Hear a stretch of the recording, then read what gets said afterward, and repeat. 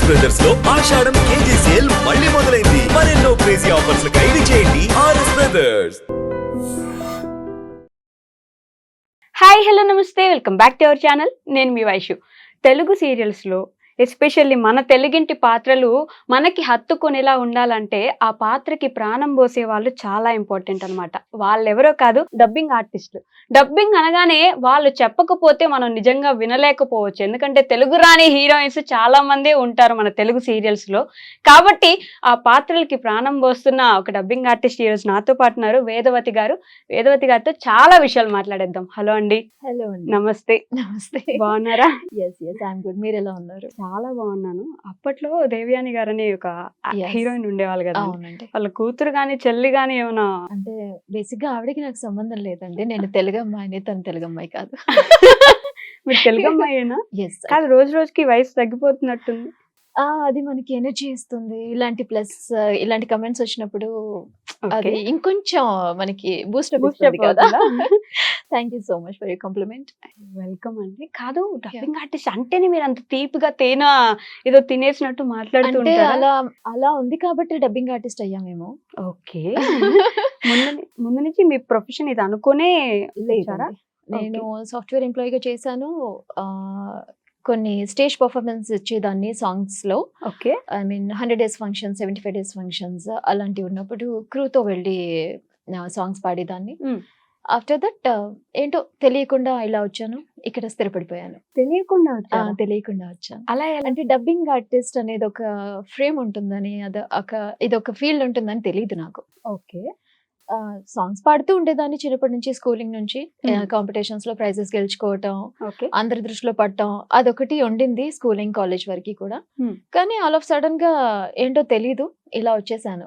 అంతేనా? నాకు super senior in my schooling లో సూపర్ సీనియర్ Okay. సందీప్ గారని, ఆయన ఎడిటర్ గా జస్టెల్లో మీడియాలో వర్క్ చేస్తున్నారు అప్పటికే. నాకు ఒక జర్నీలో కలిసి what are you doing now అని చెప్పేసి అడిగితే ఐఎమ్ జస్ట్ హౌస్ వైఫ్ అని అన్నాను. అదేంటి అంటే అప్పటికి చేశాను జాబ్ కానీ మానేశాను. ఆఫ్టర్ మ్యారేజ్ వర్క్ చేయాలన్న ఇంట్రెస్ట్ నాకు ఉండేది కాదు ఫస్ట్ ఆఫ్ ఆల్. సో మానేశాను, ప్రజెంట్ హౌస్ వైఫ్ అని చెప్పేసి. అంటే అదేంటి అంత టాలెంట్ పెట్టుకొని నువ్వు ఇప్పుడు ఎక్కడో ప్లేబ్యాక్ సింగర్ గా ఉన్నావేమో అన్న థాట్ లో ఉన్నాను నేను. అంటే లేదండి స్టాప్ చేశాను అన్నాను. సో లేదు అట్లీస్ట్ డబ్బింగ్ ట్రై చేయొచ్చు కదా అని తను ఇంట్రడ్యూస్ చేశారు. ఆయన ఫస్ట్ ఇంట్రడ్యూస్ చేశారు మిమ్మల్ని సీరియల్స్ కి. ఆయన ఎడిటర్ గా వర్క్ చేస్తున్నారు. సరే నువ్వు ఒకసారి వచ్చి చూడు, నీకు ఎలా ఉంటుందని తెలుస్తుంది. If you are interested then move on అవ్వచ్చు అని అన్నారు. కానీ అదేంటో అక్కడికి వెళ్ళాను. అక్కడ ఎదురీత సీరియల్ జరుగుతుంది ఆ టైంలో. సో అందులో నేను వాయిస్ టెస్ట్ ఇవ్వటం, ఓకే అనుకోవటం అంతా బాగా జరిగింది. కానీ అదే టైంలో నేను కన్సీవ్ అయి ఉన్నాను. సో దట్ నాకు రెస్ట్ అవసరం అని డాక్టర్ చెప్పారు. I took a break. తర్వాత ఆఫ్టర్ డెలివరీ బాబుకి 1 year క్రాస్ అయిన తర్వాత నేను 2012 లో కరెక్ట్ గా ఎంట్రీ ఇచ్చింది. ఓకే. నాకు నుంచి ప్లేబ్యాక్ సింగింగ్ అంటున్నారు కాబట్టి మా కోసం, మా ఆడియన్స్ అంటే కోసం వాళ్ళు ఏదో అనుకున్నారండి. వాళ్ళు అనుకున్నవన్నీ జరుగుతాయి ఏంటి? స్టేజ్ మీద కూడా పాడేవాళ్ళు కదండి. పాడేవాళ్ళం కానీ చాలా గ్యాప్ కదా. ఒక సాంగ్, ఒక 2 lines మా కోసం. ఎండింగ్ వరకు ఇక్కడ కూర్చోటి పాడతాను. అవునా? కొంచెం గ్యాప్ తీసుకొని ఆలోచించి పాడతారా? ఆలోచించేది ఏం లేదు. పాటలు ఆలోచించేది అంతే. ఎప్పుడు మనతో పాటు ఉండేవి పాటలే కదా. మరి పాడండి అయితే. నాకు చాలా ఇష్టమైన సాంగ్, ఇప్పుడు నేను అనుకునే పాట, మా ఆయనకి కూడా చాలా ఇష్టమైన పాట. మ్హూ. గుండెల్లో గాయమేమో సలంగా మారిపోయి మాయ చేసి ఆ మాయే ప్రేమాయే, ఎంత గాయమైనా గాని నా మేనికేమి కాదు, పువ్వు సోకి నీ సోకు కందేని, విరికి రాని వెర్రి ప్రేమ కన్నీటి దారలోన కరుగుతున్నది, నాది శోకమోపలేక నీ గుండె బాధపడితే తాళనన్నది, మనుషులెరుగలేరు మామూలు ప్రేమ కాదు, అగ్ని కంటే స్వచ్ఛమైనది. బ్యాక్గ్రౌండ్ మ్యూజిక్ అవసరం లేదు మీకు పాటలు పాడాలంటే. వెళ్ళిపోవచ్చు కదండి సింగర్ గా. అదే ఇందాక అదే చెప్పాను. చాలా అనుకున్నాను జరిగిపోగా. అనుకున్నారా అయితే? అనుకున్నాను, ట్రై ట్రై చేశాను కాబట్టి స్టేజ్ పర్ఫార్మెన్సెస్ వరకు వెళ్ళాను. Okay. మంచి ప్రైజెస్, మెడల్స్ గెలుచుకున్నాను. మరి ఇండస్ట్రీలో ఎందుకు ట్రై చేయలేదు? ఎందుకు అంటే ఆ థాట్ రాలేదు నాకు. అంతేనా? సింగర్ కావాలన్న థాట్ రాలేదు. అది part of in my life అన్నట్టుగా ఉండాలనుకున్నాను కానీ ప్లేబ్యాక్ సింగర్ అయిపోవాలి అంత గొప్ప పెద్ద అంబిషన్ పెట్టుకోలేకపోయాను నేను ఆ వయసులో, ఆ స్టేజ్‌లో. ఓకే. తెలుగు సీరియల్స్ అనగానే ఇప్పుడు కాదు. మా అమ్మమ్మల నుంచి Yes. అమ్మ నా నుంచి మళ్ళీ నుంచి, కూతురు. నా సరే నుంచి మీ కూడా. నుంచి ఒక్కొక్క జనరేషన్‌లో ఒక్కొక్క సీరియల్ మారుతూ వచ్చింది గానీ, సీరియల్ చూడడం మాత్రం ఎక్కడ ఆగిపోలేదు. అవును. అది మీకు పెద్ద ప్లస్ పాయింట్ అవుతుంది గదా! అవును కదా! ఇప్పుడు అవుతుంది. నెక్స్ట్ వచ్చే జనరేషన్స్‌కి కూడా అవుతుంది అది. ఎప్పటికీ అలాగే ఉండిపోవాలని మనస్ఫూర్తిగా కోరుకుంటున్నాను కూడా. కాదు తెలుగు సీరియల్స్‌లో తెలుగు అమ్మాయిలని తీసుకుంటే అసలు ఈ ప్రాబ్లమ్ ఉండేది కాదేమో. తెలుగు అమ్మాయిలు ఎందుకు లేరు మన ఇండస్ట్రీలో హ్మ్. ఉన్నారు. తెలుగు అమ్మాయిలకు కూడా నేను డబ్బింగ్ చెప్తాను. మన తెలుగు అమ్మాయిలకు కూడా. ఓకే. ఇప్పుడు నేను ప్రెజెంట్ వర్క్ చేస్తున్న 2 సీరియల్స్ 'నీలిమ' 'జగదాత్రి' సీరియల్‌లో చేస్తుంది అమ్మాయి. హుహు. తను తెలుగు అమ్మాయే. హ్మ్. 'విజయ' చేస్తుంది. ఆ ఓకే. అమ్మాయి 'మా ఇంటి దేవత' జెమినీ ఓకే. సీరియల్‌లో చేస్తుంది. హ్మ్. హ్మ్. తను కూడా తెలుగు అమ్మాయే. 'వర్షిణి' తెలుగు అమ్మాయే. 'యామిని' తెలుగు అమ్మాయే. ఓకే. ఉన్నారు చాలా మందిన. 'శ్రీప్రియ', హ్మ్. 'అనుష రెడ్డి' ఓకే. వీళ్ళందరూ తెలుగు అమ్మాయిలే ఉన్నారు. వాళ్ళకి కూడా చెప్తాం మేము. అంటే సమ్‌టైమ్స్ వాళ్ళ వాయిస్ క్యారెక్టర్ క్యాప్టివ్ కాలేదు అని మేము చెప్పాల్సొస్తుంది. లేదు అంటే వాళ్ళ బిజీ స్కెడ్యూల్ వల్ల అయ్యుంటుంది. తెలుగు సీరియల్స్‌లో అంటే ఇప్పుడు ఇక్కడ కూర్చొని మాట్లాడుతున్నారు. మీ ఓన్ డైలాగ్స్ కాబట్టి వచ్చేస్తాయి. ఆహా! అక్కడ వాళ్ళు కూర్చొని మాట్లాడేది చిన్నగా దగ్గినా, లేకపోతే ఏడ్చే ముందు ఒక చిన్న సౌండ్ చేసినా, ఆ! అవన్నీ కూడా కవర్ చేస్తూ చేయాల్సొస్తుంది కదా! అవును. ఎంత టఫ్‌గా ఉంటుందంటారు? మానిటర్ ముందు ప్లే అవుతుంది కదా! ప్లే వి ఆర్ అవుతుంది. ఇంటూ దట్ క్యారెక్టర్ కదా! వన్స్ మనం డబ్బింగ్ సీట్‌లో కూర్చున్నప్పుడు, మన హ్మ్. ముందు మైక్ ఉన్నప్పుడు, మనం మానిటర్ చూస్తూ చెప్తాం కాబట్టి ఇప్పుడు నువ్వు మాట్లాడుతున్నావు. నీతో హ్మ్. మాట్లాడుతున్నప్పుడు నేను మిమ్మల్ని చూస్తూ ఉంటాను. హ్మ్. మీ ఐస్ గాని, మీ లిప్ మూవ్‌మెంట్ ఎలా ఉంది? మీ హెడ్ మూవ్‌మెంట్ ఎలా ఉంది? అవన్నీ చూస్తూ ఉంటాం కాబట్టి అవి చూస్తూ మేము కూడా అలా పరకాయ ప్రవేశం చేస్తామనమాట. చేసేస్తారా? అంటే చేయాలి కదా!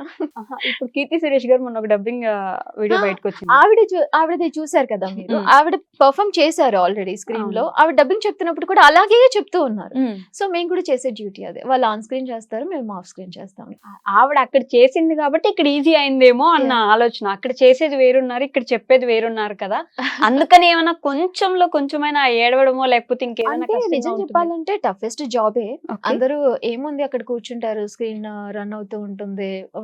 హెడ్ ఫోన్స్‌లో వింటూ ఉంటారు. హ్మ్. ఏమంటారు ప్రాంప్టింగ్ అది అంతా చెప్పేస్తారు అనుకుంటారు. కానీ అది అంత ఈజీ జాబ్ ఏం కాదు. అంటే ఓకే. అది మనకి ఎంత ఇంట్రెస్ట్ ఉంటే హ్మ్. మనం చెయ్యని ఒక క్యారెక్టర్, మనం కాని ఒక క్యారెక్టర్ చెప్తున్నాము అనేది పాయింట్.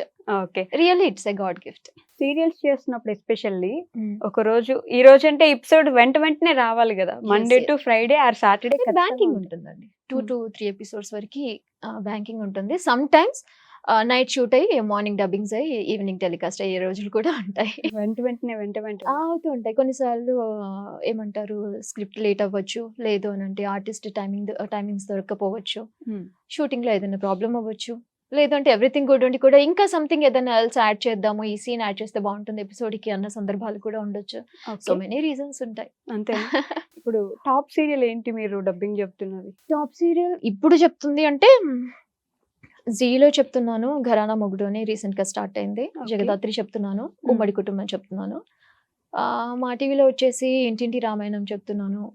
'పాపే జీవన్ జ్యోతి' ఓహ్! ఆహ్, అన్నీ మీరే కవర్ చేస్తున్నట్టున్నారు. అంటే అన్నీ మొత్తం 4 ఛానెల్స్‌లో ఆల్‌మోస్ట్ ఒక 40 సీరియల్స్ రన్ అవుతున్నాయి ఈజీగా.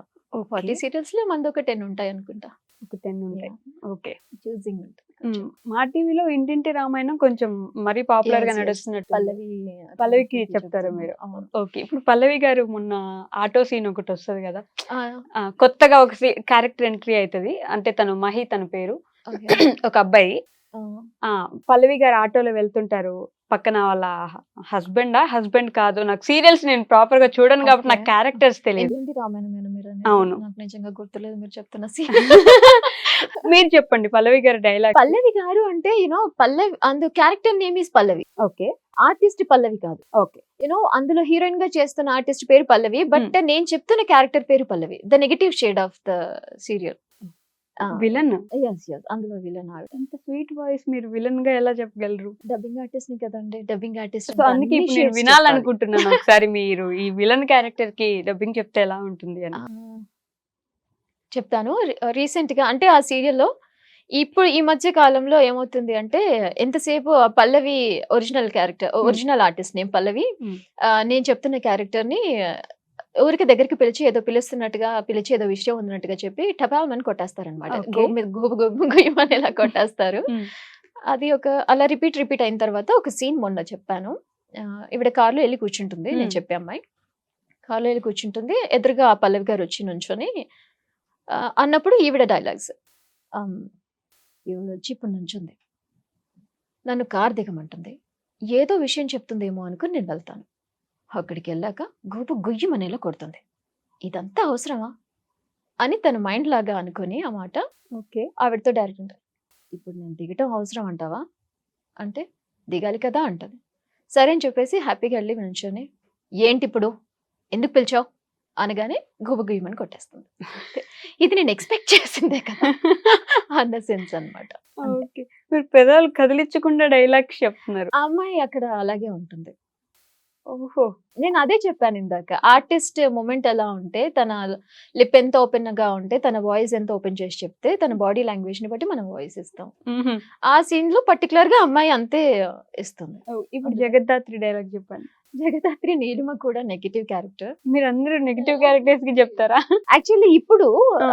చాలా వరకు నెగిటివ్ క్యారెక్టర్స్ చెప్తున్నాను. అంటే Okay. ఎందుకు అలా అయిపోయింది. ఆఫ్టర్ గృహలక్ష్మి కొంచెం నెగిటివ్ క్యారెక్టర్స్ ఫ్లో ఎక్కువైపోయింది. గృహలక్ష్మి బాగా run అయింది. గృహలక్ష్మి లాస్య క్యారెక్టర్ మన ప్రశాంతి యాంకర్ ఉన్నారు కదా, ఆవిడే చెప్పాను. అక్కడ నుంచి కొంచెం ఈ అమ్మాయిలో నెగిటివ్ ఇది కూడా పలుకుతుంది బాగా అని అప్పటి నుంచి నెగిటివిటీ ఎక్కువైపోయింది. ఏమైనా డైలాగ్స్ గుర్తున్నాయా మీకు? అక్కడ గృహలక్ష్మి లేదండి, నాకు ఇంటింటి రామాయణం రీసెంట్ గా చెప్పేదే మీరు నేను వెతుక్కోవాల్సి వస్తుంది. డైలాగ్స్ అంటే కొంచెం కష్టం అండి, నేను మర్చిపోతూ ఉంటాను, అదొక వరం అని కూడా ఫీల్ అవుతూ ఉంటాను. అలా ఎలా వరం అనుకుంటారు? మీరు అన్ని అంటే గుర్తుపెట్టుకోవాలి కదా. గుర్తుంటే ఆ ఫ్లేవర్ ఇంకొక చోట పడుతుందేమో అని ఒక చిన్న అనుమానం అనమాట నాకు. ఓకే. సో అది అక్కడికే మర్చిపోతే ఈ రోజు ఇంకా నెక్స్ట్ స్టూడియోలో నెక్స్ట్ క్యారెక్టర్ చెప్తున్నప్పుడు ఫ్రెష్ గా ఫీల్ అవుతాం కదా, ఫ్రెష్ గా ఇది ఒకటే ఉంది అని అనుకొని చెప్తాం కాబట్టి వరం అని ఫీల్ అవుతాం.